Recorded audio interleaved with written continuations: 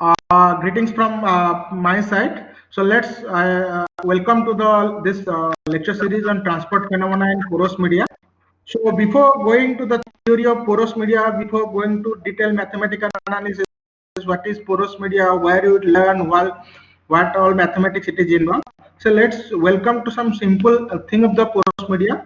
These things built in, this is the left side, it is showing the Indus Valley civilization where the river system, the sewage system and the water reservoir system, they are designed based on the principle of porous media. 1,000 years before even the theory of porous media was invented. On the right side, it is showing some of the structure. If you go to Jaipur Hawa Mahal and all those kind of things, so that time they built this kind of structure, which is nothing but porous media for different this sorts different purpose of filtration uh, and ventilation kind of thing. So this is the structure. This is the application. This is the indigenous we have in Indian civilization much before the theory of porous media was formally developed, right? Let's what is actual, right? All of you have seen the automobile filter, right? So a sponge, then the extraction, you have seen the soil, how the petroleum is extracted as a petroleum engineer. Let's come to some more fascinating application. Have you seen your lungs? It is porous media. In the summer you are sweating, your skin is also a porous media, your bone is also a porous media. Anything, the formal and crude definition of a porous media is anything that comes with the solid and some interconnected void or the free space that allows the flow of fluid. So now let's see this wooden, they are seems as a solid body, right? If you made this table, door, everything, they seems for you as just a solid body.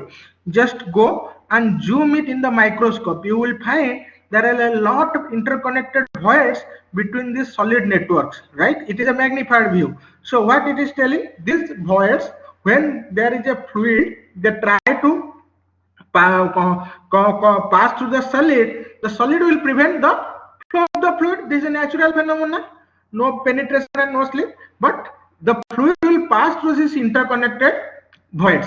As a whole, we will find that the whole body, that is the porous media, this is composed of some solid, composed of some void, and these voids, they are allowing the fluid to pass through the porous media, right? So now understand the porous media. Formally we have understood any flow domain. Once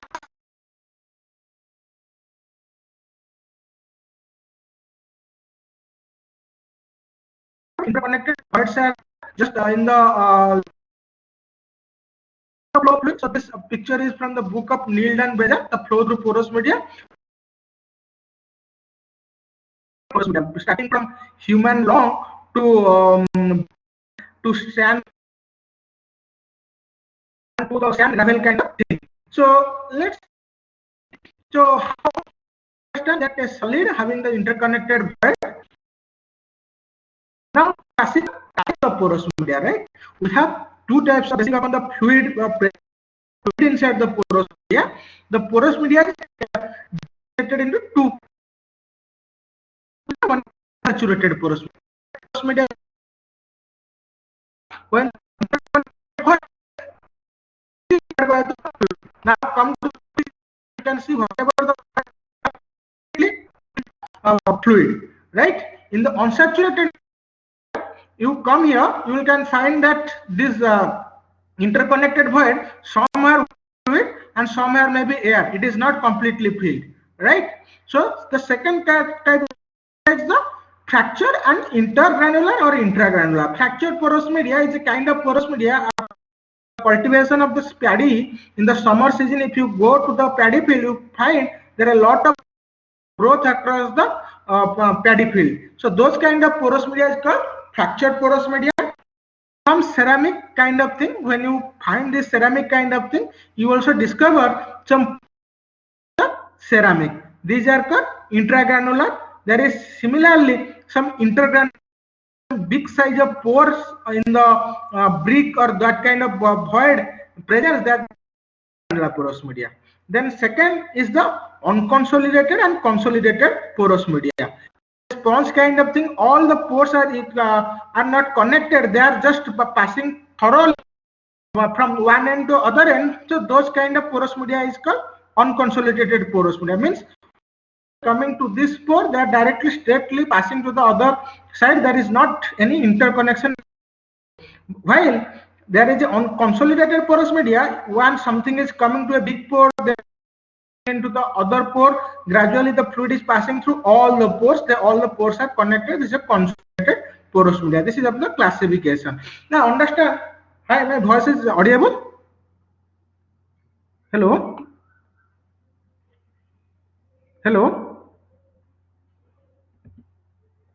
Hello, my voice is audible? Your voice is audible. In between it is breaking. So, okay. Yeah, you should go a little slow so that if we miss, anybody can actually maybe you can switch off your video. Video is not required. Only let's go with the audio, and you can continue. Yeah. You can switch off your video. Yeah, video is switched off already. Oh, yeah. Now please share your screen again, and then please continue.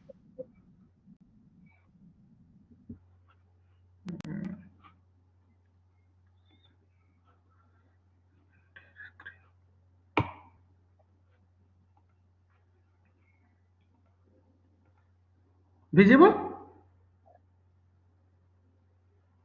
Hello? No, it's not coming. We are waiting actually for the screen.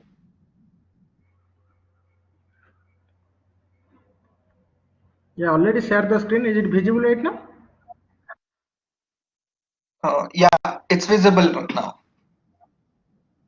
Okay, so now understand the flow through pores, right? So now we define porous media as the solid having some void, right? So just like any other physical quantity, just like current density, current per unit area, heat flux, amount of heat flow per unit area, we will define something at volumetric flow rate per surface area. That will call superficial velocity. What it is telling, if you apply the flow at one side and measure at any cross section of the porous media, what is the rate of volume of the flow, and so what is the effective surface area that is carrying the flow. So its unit is how much?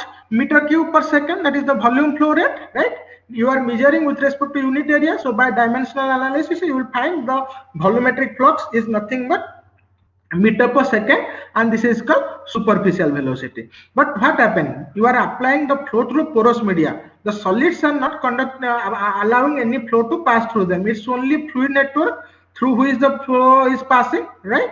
So we whatever the thing you are getting average velocity over here, that is passing through because of what? That is because passing through because of the fluid, right? So when you have a total volume, this is the total volume of the porous media. You have some void volume. The void total volume, that is called porous media, right? If you have measure the total volume, you can measure the solid volume. Then one solid volume to total volume. Once you subtract it from the one, this will again give you the amount of the void that is present in the porous media. Once whatever the average velocity you are getting over here per unit area, that once you divide that multiply that average velocity with the porosity of that medium, you will get something called superficial velocity or volumetric flux to the thing. So there is two kind of porosity. One is isolated pore, means there are some pore in the media which is not effective in terms of the transport. Then these pores are called isolated. There are some total porosity is there. If some pore is transporting fluid or not, you consider all the pores, then this kind of porous media is called total effective pores are considered. This is called effective porosity. Total porosity is isolated pores which even not transporting the fluid. Then also you will consider those things to calculate the porosity, right? So this is called porosity definition. This is my superficial velocity definition. Now let's come to the factor what affected the porosity, right? This is basically the normally the arrangement of the solid inside the volume, right? If you have an angle solid just like a brick, you are building a wall. If you arrange the brick in a regular fashion, you will find the porosity is much less. Rather than just some gravel, you want, or stone or some metal, you want to put it there, some randomized fashion, they are sorted, they are some rounded or some arbitrary shape, you will find more porosity in between them is formed because of the high void fraction. Similarly, the sorting of the particle and unsorted particle. Sorted particles have more porous media. Sorted particles means every particles have equal order of magnitude. If suppose you are taking a big gravel, there's almost order 5, 7, 8 like that. But if you have taken some particles, the big particle, there is a mixture of small particle and all. Once you do the sieving, then what will happen? This is kind of thing. The small particle gravels, they will fill the gap between the big gravel. So gradually the porosity will decrease. So the sorted particle of equivalent size, they have a high porosity compared to the mixture of particles. The third is the size. Suppose you don't have a mixture particle, you have a volume, you have to fill with the solid which have equal size. Then there is a natural question: if I take a tennis ball, or if I take a rounded glass ball, or a ball bearing steel ball, small steel ball, and fill that volume which has in a regular fashion, which has high porosity. But here surprisingly you will find, for all cases, if you are in a regular fashion, just shown in the figure, you fill the volume, then for all cases the porosity is going to be same. This is not a very rocket science. You just calculate the volume of each ball, then calculate the total porosity based upon the arrangement. This is just a elementary calculation. You will find for every case it is same. So the sorting is not much for equivalent particle. They are sorting in a regular manner. The porosity is going to be constant. That is not going to change. Whereas for the mixture of particles, they are going to be changed, and again the shape of the particle, they are going to affect the porosity, right? Then what is the range of what is the spectrum this porosity distributed? This is the from the reference I found it. So some in the sandstone, if you go, the porosity present in the sandstone are in the order of 200 micron, right? The homeopathic medicine, the absorbent bed, there the porosity order of 2 millimeter, right? The automobile filter or the heat exchanger kind of thing, that the porosity is the order of centimeter, right? If you go some Shell or the petroleum production center, there even if the porosity they present over there, this is in the order of meter, right? Sorry, 2 meter, 1 meter like that. If you go to the canopy, this is a kind of forest modeling or forest fire modeling, there is the porosity in the order of several meter. So the porosity range, they vary from some micron to some meter scale. It's a wide spectrum of the scale in which the porosity varied. So now let's come to the mathematical law. This is the called Darcy law. This is the first physical law of the porous medium that coined by French hydraulic engineer Henri Darcy in the year 1856. This is the first recorded law regarding the porous media flow in the entire history of science. Although the use of porous media is quite old, century old, but the first mathematical law came by the French hydraulic engineer Henri Darcy, right? What this law is telling, to understand this law, let's go to simple definition. This is very much analogous to the Fourier law of heat conduction, Ohm's law of current. What is telling? Fourier law is telling the rate of heat conduction is directly proportional to the temperature gradient, and then once you do the equation to equation, you have the constant of proportionality, that is nothing but the thermal conductivity. Similarly, what is the Ohm's law is telling? Ohm's law is telling the current flow across the wire is directly proportional to the potential difference across this wire, right? And the proportionality constant is nothing but resistance, right? 1 by resistance conductivity. Similarly, this Darcy law is telling the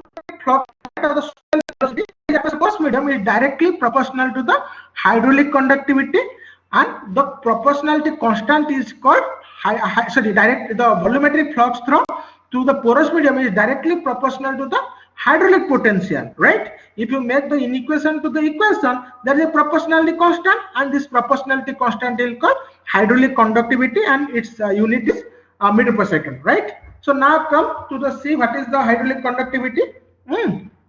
So this is the hydraulic potential. If this hydraulic potential may be for a static hydrostatic pressure, it may be rho gs, that is the hydrostatic pressure. For a fluid, it may be a static pressure P. So kind of potential. Now let's come. What is the hydraulic potential to see this video? Okay. So there is a sponge, that is the Scotch-Brite. I put it some water, right? So once I bring it out of the water, you can see because of the gravity action. So this potential, that is the gravity. So once the gravity action become effective, then that is over. Then I apply some mechanical force from the outside, right? So because of the mechanical action, now some fluids, they also come extracted from the porous media. Once that is done, I applied some external force by blowing into the Scotch-Brite. Now also some fluids, they are coming out of the porous media. So again, we can divide the hydraulic potential up to three kinds. One is the positive force, one is the negative force. What is the positive force? As I show, this is the gravity force, where along the direction of the force, the flow is occurring. One is hydrostatic pressure. If you have a static fluid, it's a rho gh kind of thing. Mechanical pressure is a moving fluid. You can measuring the static pressure in a moving fluid, that is a mechanical pressure. There are some negative pressure where the flow rate is opposed to the direction, that is the capillary binding force, osmotic binding force, and adhesion to the surface force. So right now we can restrict our discussion about only this positive forces, right? So now come to the Darcy's experiment. What Darcy did, that is that he did it on a vertical, right? So the problem was that in the river there is a lot of muddy water. Darcy wanted to purify the water and supply the clean water. He was the hydraulic engineer. What he did, he filled the there is a vertical pipe type of column. He filled this column with some particles, filter particles, and what he measured the pressure at the bottom here, and of the fluid. He measured the pressure at the upper height, and he calculated the pressure gradient, and he measured the flow rate. What is the flow rate is coming out of this filter bed, right? So as he go on packing the different length of the filter, different particle inside the filter, and go on measuring the pressure difference and calculate the pressure gradient. What he found? He found the mass flow rate across the mass flow rate from the filter, or the velocity at which the flow is incompressible flow. If the area of the tap it's remain constant, then it's the finally mass flow rate directly proportional to velocity. He found the velocity at which the filtered water they are coming out of this filtration bed is directly proportional to the pressure difference across the water entry and water exit, right? So he put it in a mathematical form like here. So del P by del S, that is the pressure difference applied across the filter bed, is directly proportional to the velocity at which the thing is coming. But this is not again the thing, just like any other physical law, we have to find a proportionality constant. Darcy did the same experiment with water, add some other additive to the water to change its viscosity, did with the oil, a lot of things he did. Then he found the proportionality constant are due to two things. One is due to the property of the fluid, one due to the geometric parameter of the filter material that he put inside the thing. So this proportionality constant is nothing but mu B I noted here, and for the superficial or porous notation, this B is represent the velocity inside the porous bed. While only V, the subscript beta here indicates the flow inside the porous media.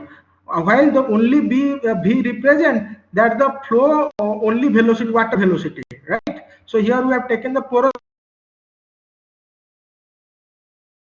the average. We have to read average over some kind of thing, because we don't know what is the exact velocity in each pore. That's why we average across the total pore network, right? And there is find a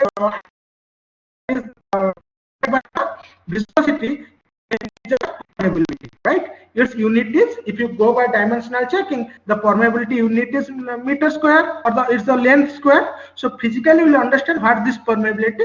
For the time being, just understand it's a proportionality constant. Apart from the property of the fluid, there is some property of the material that form the porous bed that also determines the velocity, and that is the permeability. We will understand physically what this permeability is telling, right? So to understand why the permeability, let's do a simple experiment. We have a lot of pores kind of thing. Here fluid is going on. Just take this section. Just imagine there is a huge spectrum of tubes are there. It's a bundle of tubes. Each tube have different diameter, and there is a thorough tube with this diameter that's straight extending to the other end. So one end you are giving some flow rate, and other end one end you are giving some pressure, the other end you have applied getting some other pressure and flow rate you are measuring, right? If you go through the simplification, the flow through one pipe, you will find the in terms of the viscosity of the fluid and diameter of the pipe, right? Similarly, you have a lot of diameter. So to so that's why I represent I represent a particular diameter of the fluid. So right. So for all diameter, if you have to determine, so you have to do the summation for all I. This is Qi represents one diameter. You have n number of tubes. Each tube having a diameter Ri. So if you have to do summation of across these things, and this is the effective area in which you are measuring the flow. Once you divide that one, you will get some superficial velocity, what we discussed in the beginning, right? So after doing this arithmetic manipulation, you will find this constant K is nothing but it's a geometric parameter, right? What it represents? It takes the number of pores, right? Pi is a constant, 1/8 is a constant, Ri is nothing but the dimension of the each tube, or the diameter of the each tube. So you can find this matrix property or the geometric property. These are purely are the geometric property of the media rather than the fluid. Whatever the property of the fluid, here this is separated, and this is the hydraulic potential, right? So now coming for the physical realization of the thing. Now this the permeability of the is a unit is measured in terms of the Darcy. One Darcy is defined how much? It is defined if at 1 bar difference of one Darcy is if at 1 centimeter square cross section a fluid with 1 centipoise viscosity flowing at a rate of 1 centimeter cube per second, this will cause a pressure drop of 1 atmospheric per second. If you do it, all those things you put in centimeter square and all those things and convert it into standard unit, you will find 1 Darcy is nothing but 0.987 in 10 to the power minus 12 meter square. Now physically understand what exactly the permeability. You see this black region represents my solid, right? Here, and the white region represents my fluid. This is one domain, this is the second domain. Here the one domain amount of white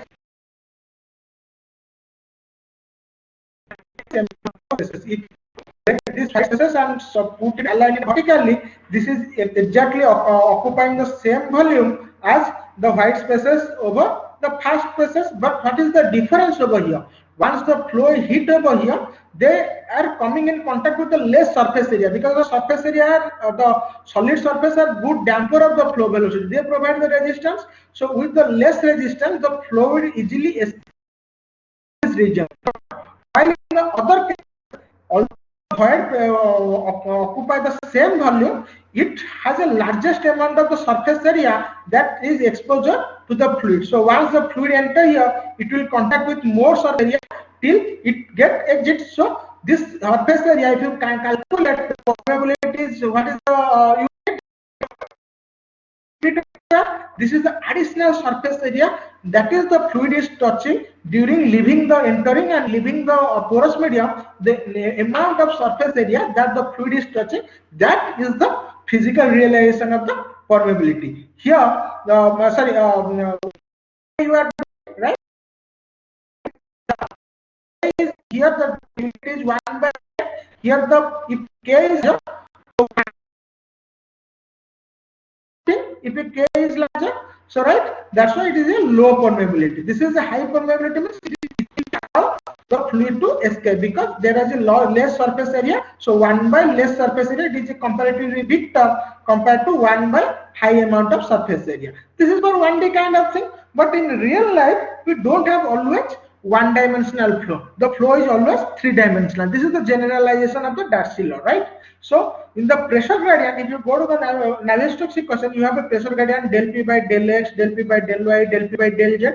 It's a vector, right? It's a gradient is a vector, pressure is a scalar. So once the vector operator gradient acts on the pressure, it will result another vector, the pressure gradient, right? It has three-dimensional. Similarly, velocity is also a vector, right? It has x, y, z component. Then each component of the pressure gradient is related to each component of the velocity. So one component, suppose del P by del X of the pressure gradient, that is associated with velocity. Similarly, del P by del Y component of pressure gradient, that is also associated with u velocity, v velocity, w velocity. So that's why the mapping of pressure gradient to velocity relation is just not a f is equal to ma kind of thing where you get a scalar variable. Here, instead of thing, because you are mapping a vector to vector, you will get a proportionality constant in terms of the tensor, right? Because the three-dimensional vector is how it is related to another three-dimensional vector that represents the proportionality is the mapping is done through a second order tensor, right? So this K11 represents the x direction pressure gradient is related to u velocity, x direction pressure gradient is represented to v velocity. Like that, this is the y direction pressure gradient that is related to u velocity. So the K simply here what we saw in the Darcy's equation, that was just a scalar. But while we are transferring the problem to the multi-dimension, it becomes vector, right? So now come out the thing. So factor that influence the permeability, right? What are the factor? Again, the same factor what influence the porosity, that is also influence the permeability. The rounded, flat, rounded, angle, sorted, unsorted, loose, tight. But how they are affecting the permeability? Is there any direct relation that directly I can calculate the contacted area and calculate the permeability? We'll see. That is the practice of porous media modeling to derive the equivalent area or the resistance area permeability in terms of directly computable things like porosity, right? We'll do it in lab. So before coming, let's see the range of permeability. We have already seen the range of permeabilities in terms of some micron to some meter. Now here the range of permeability, that is ranging in the gravel, the permeability is ranging in the order of 10 to the -7. If you move to the clay, it is something order of 10 to the -11, right? This is 1 by k. Okay, so this is a potato normally you are using. This is order of 10 to the -15. If you go for the hard rock, it is order of 10 to the -19. If you go for the concrete, it is 10 to the -21. That's why even if in your rooftop there is some water storage, you will not get any dripping of water at the bottom, right? So concrete is a highly impermeable thing. That's why anywhere in India they replace the mud road with the concrete road, you will find a severe water crisis in those locations because this area concrete don't allow water to be soaked by the mud. It forms a impermeable medium. That's why all the water they hit the road and drainage away. That is not of any. They don't get any surface area to get absorbed into the earth. So I think 2000 onwards they started replacing all the roads with the concrete road in this Pradhan Mantri Gram Yojana and all. So after that we started water crisis in many of the cities, you might have noticed, right? So this is the geometric interpretation of the intrinsic permeability. So now come to the understanding. There is a huge debate. Once the Darcy invented the law, at the same time also Navier and Stokes simplified the Navier-Stokes equation, and it is known as Navier-Stokes equation, and people believe this is a universal equation to explain the flow in the porous media. Then there is a huge debate whether Navier-Stokes equation is universal or not. If Navier-Stokes equation is universal, then why we need additional law to this porous media flow? right? So is it, there is some relation between porous media and Darcy law or not? Then to do these things, let's understand why it is not possible to the thing. Yes, Navier-Stokes law is universal. We can use the Navier-Stokes law to solve the porous media thing. Suppose, provided that we know the exact structure of the pore. Suppose this is my porous media, a small patch of control volume I take from here, that I call as REV, or representative control volume. I magnified it. If I want to do the CFD simulation, everywhere I take the solid, I will mesh it as a solid, and whatever the interconnected exact geometry of the fluid, exactly I will go there and generate the fluid mesh, and I will do the simulation, that is called DNA numerical simulation, and get the result. God knows, if there is some water reservoir, there is some mod kind of thing is considered. If you are taking this discrete domain and do the simulation, maybe it will take century to do the modeling of the simulation with the help of Navier-Stokes equation. That is called the DNS, but it is always not viable because we don't know the exact pore structure, which are the void, how the void is presented, how the flow is passing through the void is presented or not. Those things are not known to us. Once they are known to us, yes, the Navier-Stokes equation is we can directly sufficient enough to do the simulation of the porous media flow, but we don't have that much of computational resource, or we exactly don't know the structure of the porous matrix. Then what is the next? Then Stokes to Darcy, how it is came. So this is the Stokes law. This is the Navier-Stokes law. Stokes simplified the Navier's equation. He assumed that the inertia term are very negligible. That's why he neglected the inertia term, and then the remaining term, with the remaining term, neglect for the first term for the simplicity, whatever the remaining term with these terms represent the Stokes equation, right? When the flow don't have much inertia or it's not much accelerating, right? So take the Stokes law up to I think 1903 or something, it has happened. Then do the volumetric averaging. Instead of going and solving each small pore, take a big volume of the thing, then do the averaging of the Stokes equation over the representative control volume. There are some mathematical formula. Just like your arithmetic averaging, geometric averaging, ensemble averaging, time averaging. There is some formula for doing the volume averaging. If you do this formula, this is a bit mathematical from here. You can do this formula. You will find the volume average of something. You are doing the gradient of a pore equals to volume average of the gradient of volume averaging of the gradient of the pore. This is equals to gradient of averaging of the pore times some other term, because of this boundary layer drag, because it's coming in contact with the solid boundary. With that term, once they did averaging, exactly from the Darcy law, they found out from the Stokes equation, right? So this is the simplified version of the Navier-Stokes equation. This is Stokes equation. But the question is, the Navier-Stokes equation is universal or not? Stokes equation, they found the Darcy thing. Then people further went. What they did, they tried to do the add the viscosity term, pressure gradient term, okay, and the inertia term, right? So once here in the Darcy equation, they did it the volume averaging, right? To get the Darcy law, they did the volume averaging of the Stokes law to get the Darcy law. But instead of directly Darcy law, what they get some additional equation, that the additional term in the equation, that is called drag coefficient, right? So what they suppose, if you look at this and this equation, right, what is the difference? They are getting some additional term, that is velocity term was there, pressure term was there. Here we are getting some viscous diffusion or additional term. What this is presenting? This represents some diffusion kind of thing that is occurring inside the porous media, right? From fluid mechanics point of view, these terms represent the drag force. That is we have presented the Darcy term that represents the drag force due to the viscous friction of the fluid with the walls of the solid structure, right? Earlier you have noticed why this is resistant, because solid at a surface at the damper of the velocity. Because of the presence of the solid surface, the fluid velocity decelerate, right? So this Darcy term is nothing but the term they got that provide the resistance, viscous resistance movement, and this is the called Darcy term. So that is not the end of the thing. Darcy did it. Then people came, then how to realize there is a two term in the Stokes equation, right? And here we have three term, right?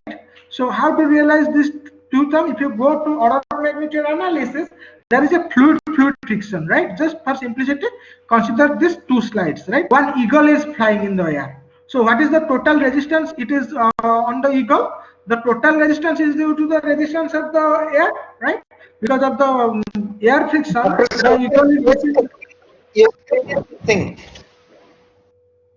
Pardon? Your screen is missing. Can you share again the PPT? Okay, fine. Okay, fine. Yeah. Thank you.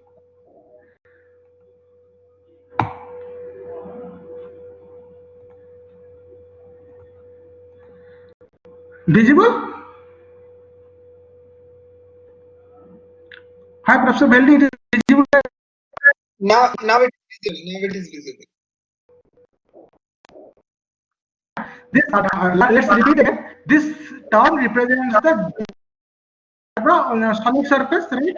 For order of magnitude analysis, you come to know we have two frictional is here because of the viscous force along the fluid, and here the fluid solid viscous force.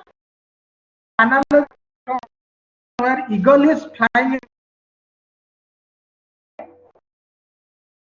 it will only experience the resistance because of the friction by provided.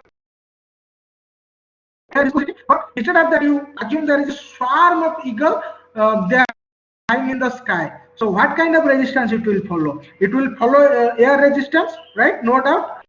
Some air resistance, they will follow some more resistance, because if one eagle will, without coordination will try to move with a high velocity, this will strike with another eagle, then it will come back everywhere. Because of the presence of huge eagle, they will get a resistance. So if you compare the order of magnitude of the right side resistance to this side resistance, this more. Here the eagle has to maintain a proper control and coordination with his neighbor member to. Otherwise, if you little bit slow his velocity, someone else will kick him from the back.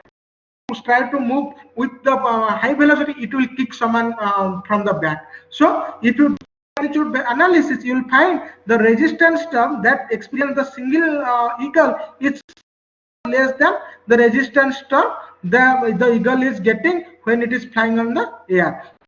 That analogy, when you come and drop this equation, right, because it is not much order of magnitude. If you do comparison of this second term and the third term, the second term is compared to the third term. If you do that, you will get what exactly Darcy got it. So Henry Darcy was not wrong, but the thing is that a special case equation can be regarded, Stokes average equation leads to Darcy equation when the Again, the your viscous screen resistance is neglected.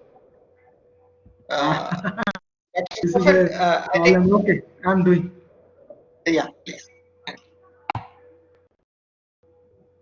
Yeah, I think what's the problem? It's I'm unable to share the screen.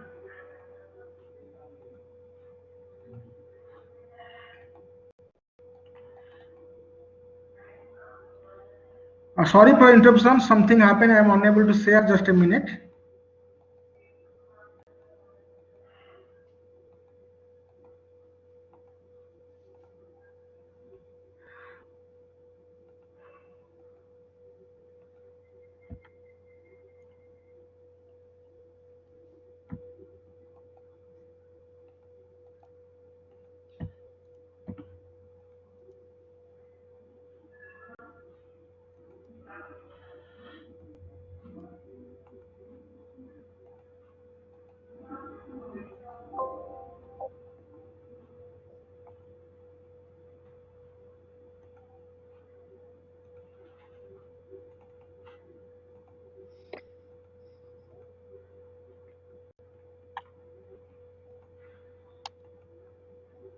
Yeah, now is it visible? I share the entire screen again. Hello? Yeah, no, we are waiting. I think it will take little time. Yeah, now it is fine. You keep it in this mode. No need to go to full presentation as well.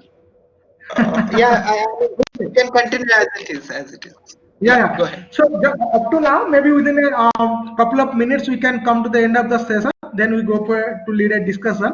So up to now, what we did, we just simplified the version of the Navier-Stokes equation. That's the Stokes equation. We did volume averaging, and we got additional equation because of the volume averaging of this diffusion term or the viscous term. But Stokes equation is also not universal. Rather, Navier-Stokes equation is universal. Then subsequently, after the Brinkman, this is the Darcy-Brinkman equation, is taking the Stokes law. Then people took the whole Navier-Stokes equation, right? And they volume average the whole Navier-Stokes equation, taking the inertia. There is no meaning if the permeability is low to discard the inertia. People assume that my flow is also accelerating inside the porous media. They took the whole Navier-Stokes equation and do the volume averaging of the whole Navier-Stokes equation. The extra term, this term, they got it from where? This term they got it from the volume averaging of the viscous term, right? And there is another term, they got it from volume averaging of this nonlinear term, right? You can see it over from this nonlinear term volume averaging. Another additional terms come this side, that is the negative sign, and they call this term a Forchemire term, right? Some constant time, this velocity absolute kind velocity, sorry, volume average of the absolute velocity times the velocity, it's a vector again, they call it as a Forchemire term, right? So this as a whole, the total equation is known as Darcy-Brinkman and Forchemire equation, the most advanced version of the porous media equation that is normally used by many of the commercial CFD solver. To understand what is the derivation, this is, you have to go to some classical Hyphy and Tyen, Forchemire itself in 1901 did the things, this Brevers and Sparrow, and the best book is the Brevers 1973, where CF he mentioned as a constant which vary in geometrically. It's again the geometric parameter. So what is the parameter, we'll see over the next thing, but most of the thing we have got over here. This is because of the Hyphy and Tyen 1981 and 82 paper. If you follow, they have there the detailed derivation of the this Darcy-Brinkman and Forchemire equation from directly from the Navier-Stokes equation. So now next come to the challenge, what we left. Okay, is there any way directly I can go and measure the permeability? I can measure the porosity, that to be sure. I can measure the solid volume, then I can weight the volume of the porous media. Then once I do that method, I will get the volume of the pore and measure the porosity. Then for the practical application, especially the fluidized bed reactor, and especially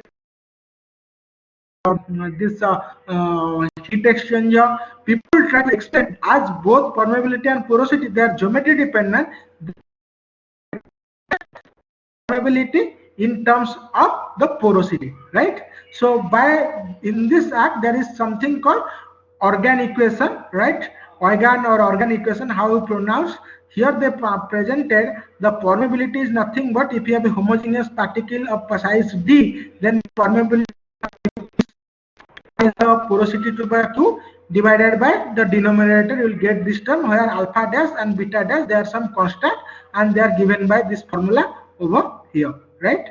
So again, the viscous and inertial drag, if you go to the fluent solver, the solver will ask you provide the value of viscous drag term, inertial drag term. This is nothing but if you compare the classical equation with this term, this is my presented the viscous drag term, this is my viscous drag term, this is my inertial drag term, and these terms are several order of magnitude higher than this quadratic drag term, right? So if it is in the order of 10, almost 10 to the power 4, 10 to the power 5, this is the magnitude higher than this term, right? Normally many of the, that's why if the permeability value is very low, then this term normally people neglected in the research paper, right?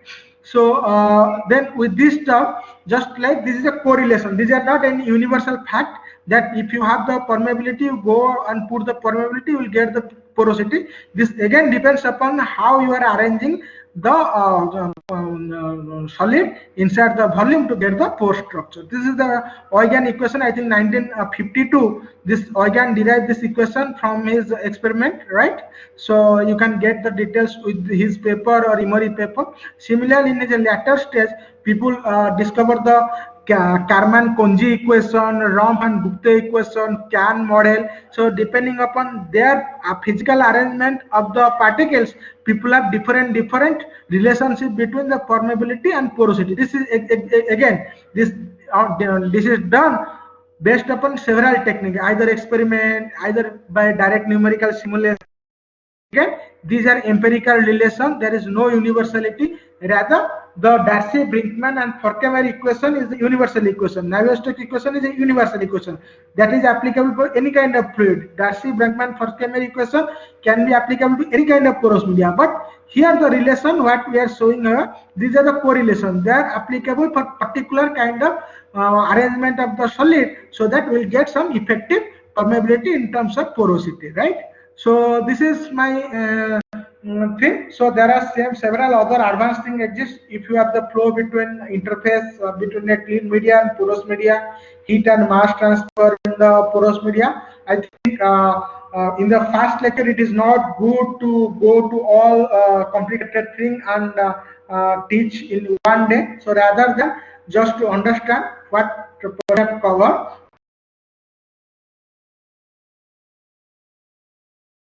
heat and species transport in the porous media, interfacial flow in the porous media. So today's lecture with this slide I am closing. So I am now open for any question from the audience side. If you have any doubt, just tell me the slide number. I can go to the respective slide and we can resolve the doubt from here.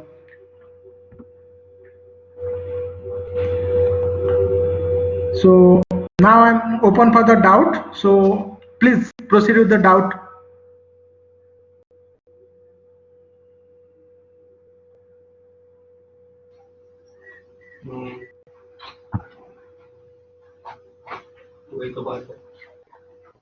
Doubt from the students? Sir, I'm Prashant Pandey. Yes, Hello. Prasad. Sir, Yes, I yes, want to ask Prasad. about, yes, sir. If we have a packed bed reactor, then how can we model? How can we do mesh in that? Because sir, there will be many particles inside that, and if we have to study about the boundary phenomenon, sir, how can we study that in porous mediums? Okay. So again, as I told, so for this kind of equation, you don't need to mesh the voids inside the thing, rather than the area, sorry, in which the particle are present, designated as a separate zone inside your space claim or whatever the CAD geometry you are taking.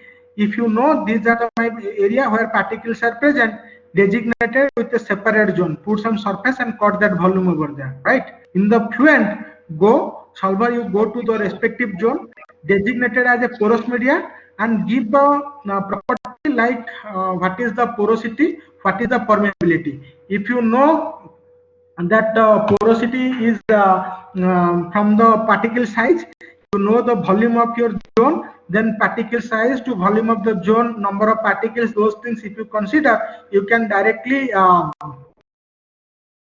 porosity of that zone. Once you calculate the porosity based upon some standard model like Eugen model or Kunji or Cavini model, you can go and calculate the permeability. Once that is done, your hand calculation of porosity and permeability is done, go to the fluent solver. In the zone, you select this zone as porous, then it will ask you the property. Okay, you there you prove the inertial resistance this much is the porosity, and that is done. You don't need to mesh the zone separately. Do the mesh as like it's a fluid domain, everything as usual. Don't need to capture the small part.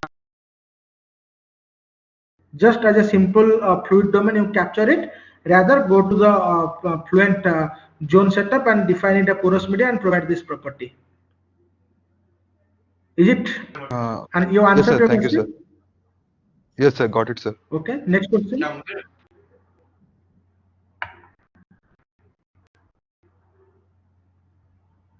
Next.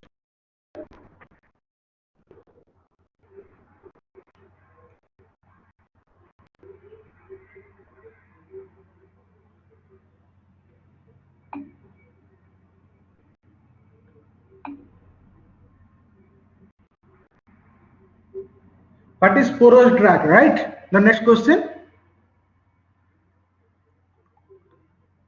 Okay, so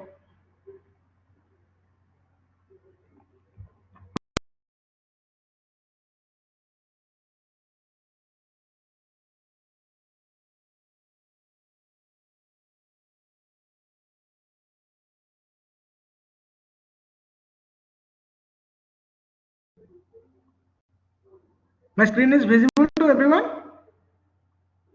Hello, hello. No, you have to share your file again. See, you have to go to the share your file below. This is whiteboard. Okay, okay. So next question is what is porous drag, right? Yeah, now visible? You wanna explain using whiteboard? No, I just okay, share application.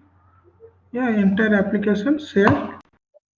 No, this is whiteboard. The one which is visible for is whiteboard. The second one is the screen.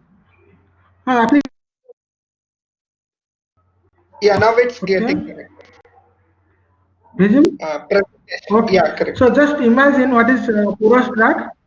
Now it is porous drag. Imagine if there is not solid, there is a straight volume, right? In which if the fluid is coming, that could have passed. Because of this presence of this particle, right? The fluid is passing. The particle surface there provide resistance to the movement of the fluid. How? They are coming with the fluid contact, and because of the no slip condition, they are providing some drag force and reducing the fluid acceleration, right? So this is called porous drag. The drag force that is provided by the pores to reduce substantially the inertia or the acceleration of the fluid, that is called porous drag.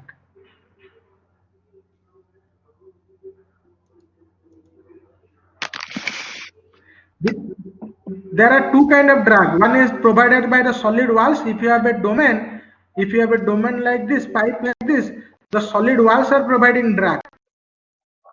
If there is no porous medium, apart from the solid wall, if you pack that pipe with some porous material also try to provide some drag force. That is porous drag.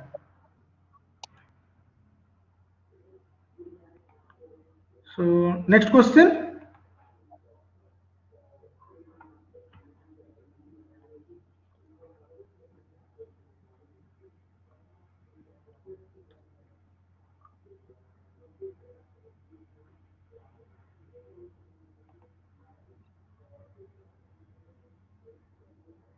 So Professor Bheldi, any other question left? Yeah, I'll just ask students. So guys, if we don't have any questions, then we can close the session. So do you have some questions?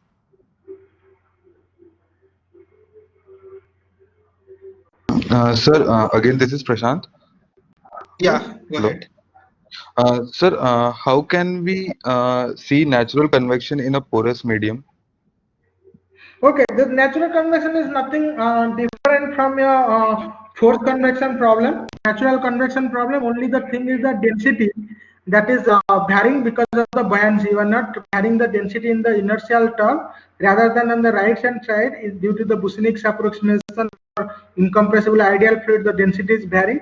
In the volume averaging of the thing, you will not get much variation in the density because it's again the incompressible flow and constant property of the fluid itself you are taking. So it will remain ineffective. Additional in the natural convection equation, apart from this Rayleigh by Prandtl or Grashof number into temperature, you will get additional two equation, that is the Darcy equation and Darcy-Forcheux-Muir equation. Okay, sir. Got The it, sir. Thank you. buoyancy term will remain unaltered.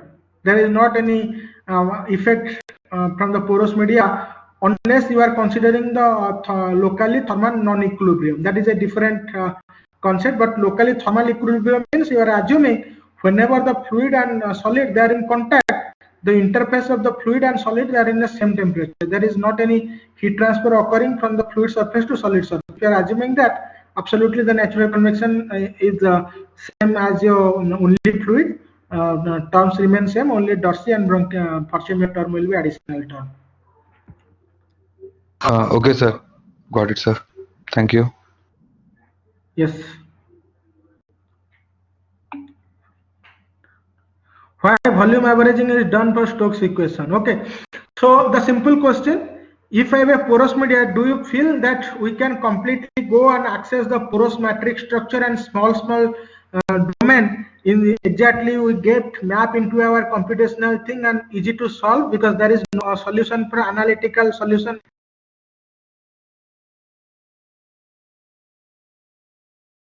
Heat exchanger, millions of fins are there, right? Is it convenient for you to consider every fin, do the meshing for the solid, do the meshing for the fluid, and to get the exact solution from solving the Navier-Stokes equation? To avoid that, whether fin is there, whether the fluid is there, we did the volume averaging, that with this volume, if we are taking as a porous media, what is the effective contact surface area is there that is providing resistance going to the modeling of the fins or the porous structure, rather than we'll replace it with the effective resistance that is coming because the presence of the solid structure, that is the porous matrix over there. That's why we did the volume averaging to get the simplification of the problem and get some viable and quick solution.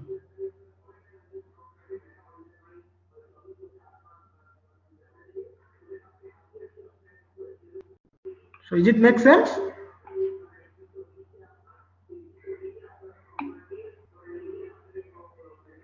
Okay, then screen share mode have to come. Okay, I'm coming to a question. Okay, just allow me to share my screen. Yeah, sometimes this is painful, the sharing. Is it, sir, visible right now? Professor Beldi, is now still my screen is visible? No, currently I think you have to share the second one, the share application screen. Yeah, Yeah, now I'm it doing is. that thing. I don't. This is whiteboard. The second one is presentation. It's taking time, I think. Yeah. Yeah. So now, Prashant, come to the thing. So if I have a volume like this, there is a lot of solid structure it is filling in the volume. You can see over here, even if in the heat exchanger, there are a lot of solid structure. Do you think it is computationally so easy to go and take this entire volume rather and considering all the solid thin porous structure in it and do the meshing and calculate the flow property by directly solving the Navier-Stokes equation in order to avoid those kind of things? So I don't have to take this solid into consideration and solve the Navier-Stokes equation in the domain. So what I did, I have taken the domain, assume it as a porous media, the presence of this additional fin kind of structure that I replicated with a term that is a Darcy term and Forchemier term, as if those solids are present. Because of the present, they are decelerating the fluid with some effective force, right? Those force term I added with my Navier-Stokes equation after the volume averaging, and exactly the painful task of missing the exact matrix structure that is replicated by this additional term. So it is easier to solve numerical the Navier-Stokes equation with two additional term rather than going to a domain and exactly resolve each pore and to represent the flow, exact flow by solving only Navier-Stokes equation. So that's why you did the volume averaging to know how much within a unit volume, how much additional resistance is coming because of the presence of this porous matrix. Hope it answered your question.